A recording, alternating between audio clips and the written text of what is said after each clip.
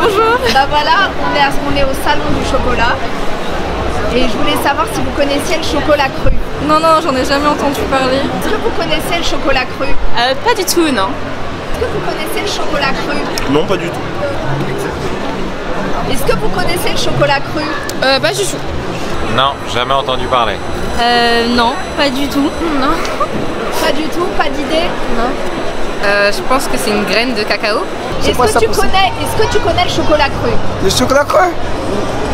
T'as pas idée? Non, pas. C'est pas le chocolat 100%, c'est ça? Non, c'est pas ça. Est-ce que vous connaissez le chocolat cru? Non. Non. Vous avez pas d'idée de ce que Non. ce serait? Bah, c'est un chocolat qui est pas cuit. Non. Pas du tout.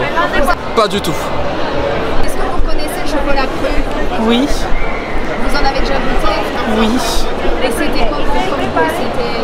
C'était spécial, mais on sentait le côté un peu naturel et différent des tablettes, par exemple, qu'on achète au supermarché. Est-ce que vous connaissez le chocolat cru? Connu. Cru. Le chocolat cru. Oui, bien sûr. Qu'est-ce que c'est pour vous? C'est un chocolat qui n'a pas été fermenté et qui est donc tout à fait naturel. Donc on lui a pas quitté les polyphénols que peut avoir un cacao cru. Voilà. C'est l'origine du cacao.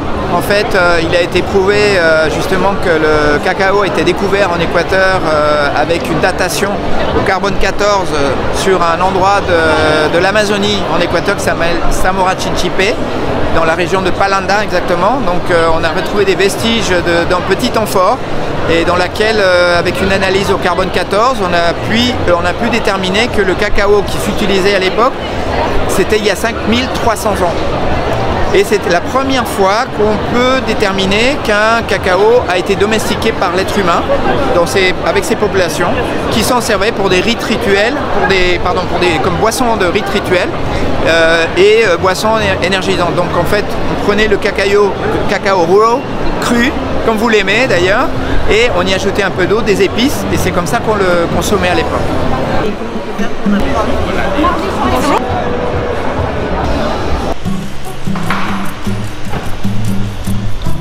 Ben voilà, on est devant la maison du chocolat cru. Vous allez me dire qu'est-ce que c'est que le chocolat cru? Ben, on va le découvrir. Allez.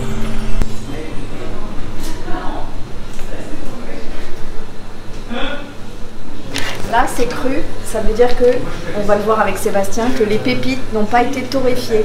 Voilà, le chocolat cru, c'est ça, et en fait, il a créé ses propres paquets. C'est pas mal. Avec les pop-corn.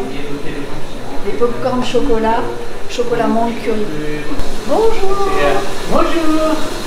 Bah voilà, Comment ça va? très bien. Bon. Enfin ici. Je suis hyper contente parce que je voulais vraiment présenter le chocolat cru, ce qui n'est pas vraiment connu en France.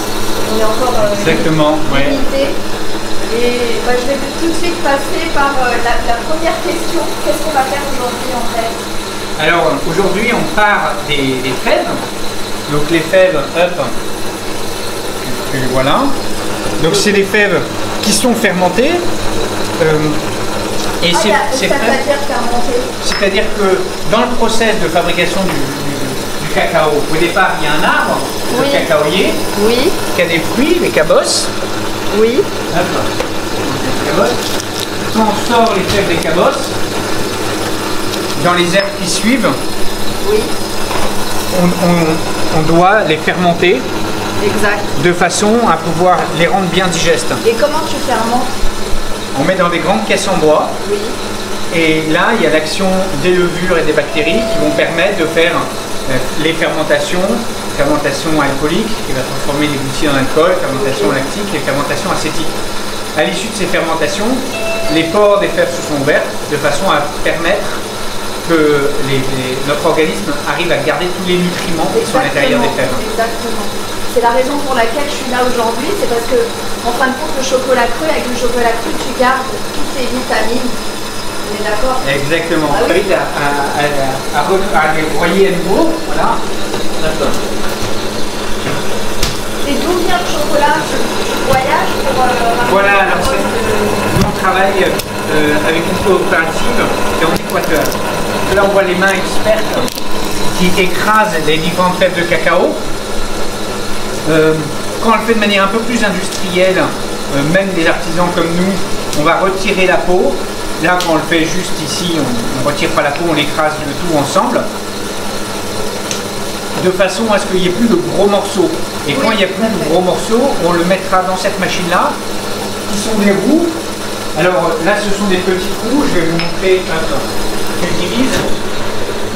Voilà, ça c'est les roues de production, c'est-à-dire que ce sont des meules. Ça c'est une roue qui fait 15 kg. Voilà. Je ne sais pas s'il y en a qui veulent peser un peu. Non? Et du coup, non mais ah non, c'est pas possible. Tu as fait une mauvaise blague.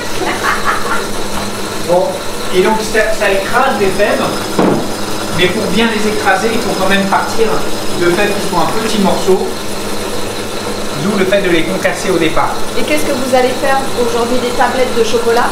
Non, là on va faire les truffes. Ah d'accord. Les truffes ont déjà été commencées, hop, voilà. Là, donc là, tu as concassé tes... Oui, c'est bien. Là, tu as concassé tes pépites. Là, elle va les verser à l'intérieur si vous voulez voir plus précisément. Donc là, c'est uniquement des fèves concassées. Hein. C'est ce qu'on appelle aussi de la pâte de cacao ou du 100%. Ah, tu as les fèves, par contre, tu n'as pas le beurre de cacao. Alors, ça explique un petit peu. Parce que d'habitude, attends, il y a un truc qui est hyper important pour que les gens comprennent, qu'on connaît. C'est d'habitude, en fait, dans les chocolats traditionnels, on va dire comme ça, tu as la poudre de cacao qu'on mélange avec du beurre animal. C'est une vérité. Là, quand on est creux, on mélange tout, en fait, tout ce qu'il y a dans la cabosse est compté. C'est-à-dire les pépites de cacao plus le beurre de cacao. On est d'accord sur ça? Voilà, donc tout est mélangé. Voilà. Là, effectivement, vous voyez, là j'arrête pour qu'on le voit bien. Oui. C'est liquide. Pourquoi c'est liquide? Parce que dans les fèves qu'on a mis, il y a une partie sèche qui est le cacao en poudre et une partie liquide, même si ça ne se voit pas dans la fève, mais une partie grasse qui devient liquide dès que ça chauffe un petit peu, qui est le beurre de cacao. Et effectivement, là c'est du chocolat qui est vegan, donc de toute façon on ne rajouterait pas de beurre animal, d'origine animale. Et donc c'est impressionnant de voir que là, on n'a que des fèves de cacao, mais ça donne un aspect qui ressemble beaucoup déjà au chocolat, alors qu'en fait, c'est la pâte de cacao. Donc au final, en fait, c'est assez avec la cabosse, tout ce qu'il y a dans la cabosse, on peut faire le chocolat, on peut faire des tablettes de chocolat, on n'a pas besoin d'aller vers le beurre animal ou vers des produits qui sont en dehors de la cabosse de cacao. Et c'est ça qui est intéressant. Tout à fait. De même qu'on n'est pas obligé de rajouter du sucre. Nous, on rajoute de la date. Donc, ce qu'on a fait tout à l'heure, on a fait des recettes. Je laisse les mains expertes douiller et montrer la pâte qu'on a fait qui va bientôt nous permettre de fabriquer les truffes. Et dans cette recette, on a utilisé de l'huile de noisette, de la purée de noisette, de la date et puis évidemment du cacao 100%. C'est encore pareil, la purée de noisette, les gens il faut qu'ils sachent qu'au goût, je ne sais pas si vous êtes comme ça, la purée de noisette ressemble étrangement à la pâte à tartiner traditionnelle, mais de manière, en fait on va dire pure, parce qu'il n'y a que de la purée de noisette, c'est vrai que le goût ressemble vraiment à la pâte à tartiner qu'on a connue pendant des décennies. Il sent l'énorme volume de sucre qu'on retrouve. Exactement. C'est toujours se rapprocher de la nature, c'est pour ça que je voulais venir, c'est parce que en fait avec la cabosse de cacao et la manière dont tu fais ton chocolat ici, on est toujours très proche de la nature. Et c'était ça le but. Alors sur tous les points de vue, proche de la nature, parce que si on prend, vous savez qu'une tablette de cacao, le cacao, on utilise souvent, pour tout ce qui est alimentaire, des comparaisons en équivalent CO2 émis. Le cacao est très gourmand, on est aux alentours de 20-22 kg de CO2 par kilo de cacao, de chocolat. Mais en fait, ça c'est la moyenne de tous les chocolats. Ceux qui proviennent de Côte d'Ivoire, on est au-dessus, on est aux alentours de 22-24. Nous, on utilise exclusivement des fèves qui proviennent d'Amérique centrale, d'Amérique du Sud, là en l'occurrence Équateur. 1 kg de chocolat issu de fèves qui viennent d'Équateur, à votre avis c'est combien d'équivalent CO2?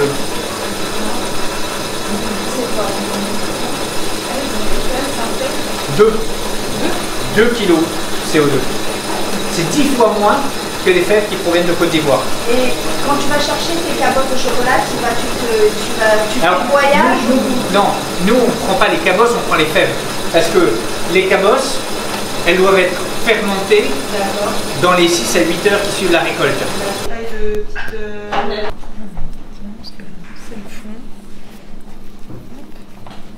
Bon, on va pas quand même oublier la partie appétissante. Il faudrait quand même que, tu vois, on a quand même un côté gourmand. Ce serait pas que, on va dire, nutritionnel.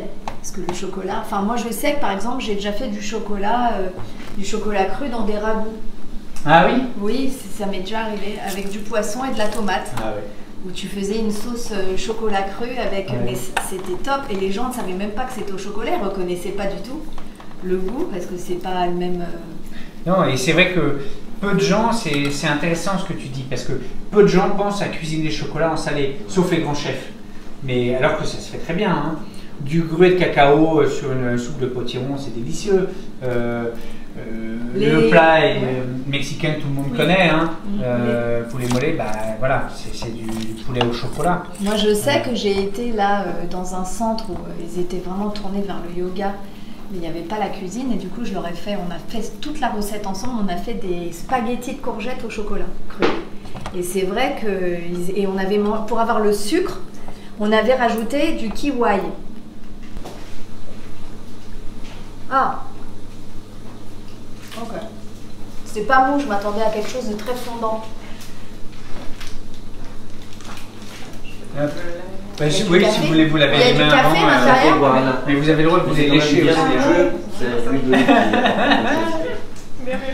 On sent bien le goût du café.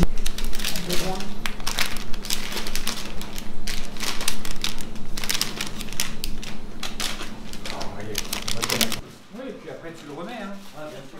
Ah. Je sais pas, j'ai fait de...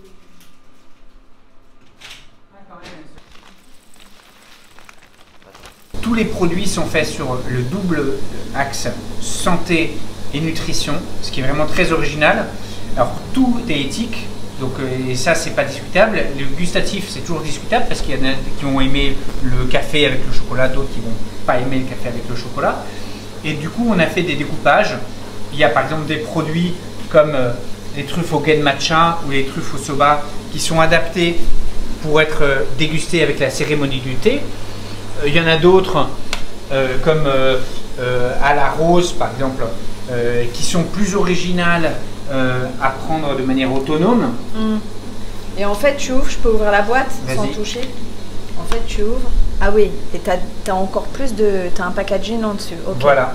Et à l'intérieur t'as les petites truffes, les petites truffes carrées de tout à l'heure. Exactement, les mêmes truffes qu'on voit là. Hein. Vous voyez, donc là on les voit à travers. Donc là, t'as quand même ça c'est un plastique végétal, hein. Oui. C'est-à-dire qu'on peut mettre directement dans le compost dans son jardin. C'est important. Ah, c'est très important. Tu as même pensé au packaging pour qu'on reste encore dans la nature. Ouais, bah oui. Oui. Okay. C'est pas pour rien qu'on est justement sous un plafond végétal. Exactement. Pour se rappeler que le cacao, ça vient de la nature. Et donc si on détruit la nature, bah, on ne pourra plus respirer si on détruit tous les arbres, ça c'est grave, on va mourir, mais il n'y a que ça, on n'aura pas de chocolat. T'as raison, c'est vrai. Et alors mourir sans chocolat, franchement... C'est une catastrophe. Non, c'est pas admissible. D'accord. Bon, moi j'ai vu, excuse-moi, c'est vrai que les pop-corn, j'ai vu que tu avais des produits quand même, les petits pop-corn là-bas, et tu en as au curry, c'est quand même assez rare comme goût. Oui, curry mango. Voilà. Oui. D'où est venue cette idée? Alors ça c'était l'idée d'associer les pop-corn qui ont une image très populaire avec le gourmet français, l'approche culinaire française qui est d'essayer de trouver des synergies, des renvois entre les différentes sensations qu'on peut avoir avec des aliments qu'on n'a pas l'habitude de déguster ensemble. Et puis aussi les gens, si par exemple on vient dans ta boutique et qu'on veut créer nos truffes ou nos gâteaux au chocolat, on peut t'acheter les sachets. Exactement. Bah oui, donc tu as tes propres... Évidemment, on a... Là, c'est la tablette. Voilà, on a des grosses tablettes comme ça aussi. C'est pas mal parce que les gens, en fait, quand on voit le packaging comme ça tout blanc, on a tendance à croire que c'est en poudre. Non, en fait, c'est des tablettes. Voilà, là c'est des tablettes. La plupart de nos tablettes sont sur le format plutôt 45 grammes. Oui. Voilà, comme ça. Ok. Pourquoi 45 grammes? Parce que 45 grammes, c'est le volume de chocolat qu'on peut faire en 75% avec une cabosse, un fruit du cacaoyer. Ok. Voilà, donc ça permet de se rendre compte, c'est intéressant, franchement, quand on mange une tablette, qu'on est en train de manger un fruit en fait du cacaoyer, et retravaillé. Dis-moi bien, c'est la seule boutique de chocolat cru qu'on a à Paris comme ça. C'est la seule, ou en France. Alors, comme celle-ci, c'est la seule à Paris, et même en France, parce que nous on a d'autres boutiques mais qui sont moins spécialisées. Là, c'est vraiment là. Ça fait combien de Ça temps? fait depuis 2018. Depuis 2018? Voilà, qu'on a cette boutique. Ensuite, on vend beaucoup sur Internet. On vend plus sur Internet que dans la boutique. D'accord. Parce qu'il y a des gens qui achètent un peu de toute la France et pas que des Parisiens. Là, je vois la pâte à tartiner et tu as bien marqué sur l'étiquette, non, il faut quand même le faire parce que c'est rare, sans sucre. Voilà. Donc C'est ça, vrai. c'est... On a deux pâtes à tartiner. Une où il y a un peu de sucre de coco et une sans sucre du tout. Donc voilà, celle-là, en fait, tu peux l'utiliser si tu veux faire, comme je te parlais tout à l'heure, de ragoût aux légumes ou de tagliatelle à la courgette. Là, comme c'est pas sucré, tu peux faire des plats. Bien sûr. Voilà, et c'est ça qui est important, c'est d'élargir en fait les possibilités du chocolat cru. Voilà. Bon, allez, on fait enfin d'habitude, quand c'est la fin de l'interview, on fait un peace and love. On fait un peace and love comme ça. Allez, peace and love. Hello. Bye.